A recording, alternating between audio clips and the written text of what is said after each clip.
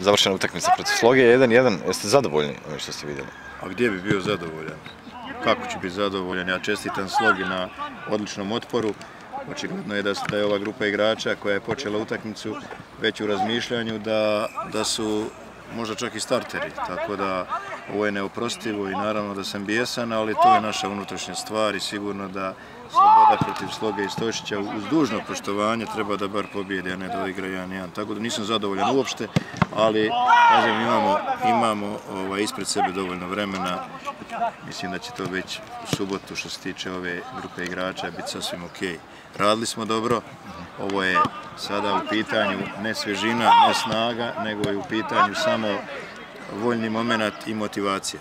Tako da o tome ćemo naravno pričati, ali vidjeli ste da je to mlada grupa igrača koja je igrala i samo sam tražio od njih da ponove pristup koji su imali na Kupresu protiv Šuice. Nismo ponovili ni 5%. Znači, dovoljno sam rekao. Šta očekujete od generalke? Dakle, stereotipno je pitanje, ali... Vi ste vidjeli da sam ja danas ovu utakmicu igrao sa grupom igrača sa veoma malo promjena. Milanu Ćulumu sam želio dati pola sata. Lomio sam se, razmišljao da uopšte ga trošim na ovoj utakmici, ali njemu treba utakmica sa ovom ekipom i svake minute i svakih pola sata narednih njemu dobro dođe. Dakle, on nije bio planiran da igra danas. A sva ova druga grupa igrača koja je igrala je smišljeno po mom planu da dobiju 90 minuta u nogama.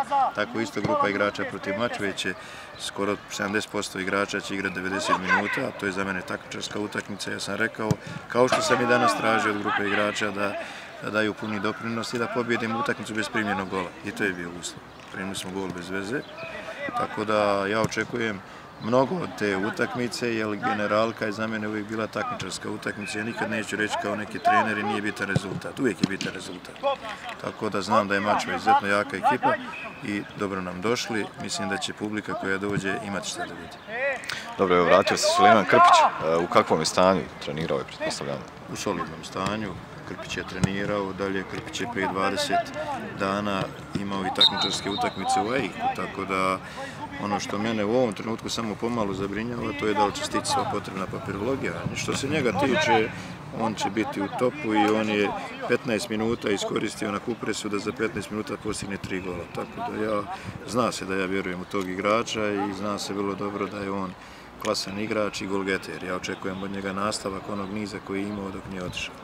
Tako da i Krpić i Ćulum sigurno su kvalitetna pojačanja, a već prethodna pojačanja i Gnjatović, Zukić, Đorđilović, to su sve sigurno igrači na svojim pozicijama koji su sigurno za slobodu pojačanja i to će vrijeme pokazati.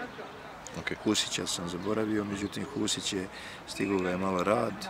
Ja sam mu mnogo više davao vremena nego što je realno, da bi ušao što više jer na njega apsolutno računam, tako da on je izašao u 60. minuti i sigurno da i to igrač koji će uz Majića dati sigurno njih četvorca. Mislim da bi trebalo da iskoriste ostatak ekipe i da budu poenteri u bukvalnom smislu da zabijaju.